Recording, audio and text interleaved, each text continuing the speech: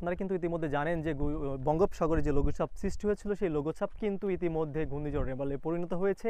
এর জন্য কিন্তু মোংলা বন্দরকে 7 নম্বর বিপদ সংকেত দেখানো হয়েছে। মোংলা বন্দরের মোংলা আবহাওয়া অধিদপ্তর থেকে আমি যেমনটা জানতে পেরেছিলাম, তারা 7 নম্বর বিপদ সংকেত দেখিয়েছে। সর্বসাধারণ মানুষ কিন্তু তারা আশ্রয় কেন্দ্রে অবস্থানের জন্য প্রস্তুতি নিচ্ছে এবং জেলা প্রশাসনের কার্যালয় কিন্তু গত বৃহস্পতিবার কিন্তু একটা দুর্যোগ ব্যবস্থা কমিটির সাথে মিটিং করেছে এবং তারা যেমনটা জানিয়েছেন যে মিটিংয়ের পাশাপাশি 359টি আশ্রয় কেন্দ্র গঠন করা হয়েছে। এর পাশাপাশি কিন্তু 5,500 স্বেচ্ছাসেবক সংগঠন কাজ করবে এই ঘূর্ণিঝড় নিয়ে।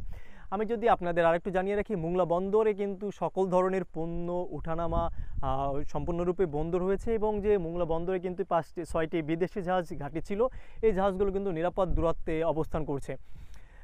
আমি যদি জানিয়ে রাখি যে শরণখোলা মোড়লগঞ্জে কিন্তু সাধারণ মানুষের মাঝে প্রচুর পরিমাণ সচেতনামূলক অ্যানাউন্স করা হচ্ছে, মাইকিং করছে স্বেচ্ছাসেবী সংগঠন। এর পাশাপাশি মোংলা বন্দরে যে আশেপাশে কোস্টগার্ড পশ্চিম জোন রয়েছে, তারাও কিন্তু সে বিকেল থেকে বিভিন্ন কোস্টাল এরিয়াতে কিন্তু তারা মাইকিং করেছে এবং সাধারণ মানুষকে সচেতন করে যাচ্ছে। জেলা প্রশাসনিক কার্যালয় থেকে বলা হয়েছে যে তাদের সকল ধরনের প্রস্তুতি রয়েছে এখন পর্যন্ত। আরও জেলা প্রশাসনের পর্যায় থেকে আরও বলা হয়েছে যে গতকাল আজ কিন্তু কোনো ধরনের আঘাত আনার তেমন কোনো সম্ভাবনা নেই। গতকাল সন্ধ্যা থেকে কিন্তু আঘাত আনার বড় ধরনের সম্ভাবনা রয়েছে। আমি যদি আপনাদের আরেকটু পিছনের দিকে জানিয়ে রাখি যে সারাদিন কিন্তু বাগেরহাটের আকাশে রৌদ্রোজ্জ্বল আকাশ ছিল। বিকেল পর্যন্ত কিন্তু খুব ভালোই আবহাওয়া ছিল, সাধারণ দিনের মতন।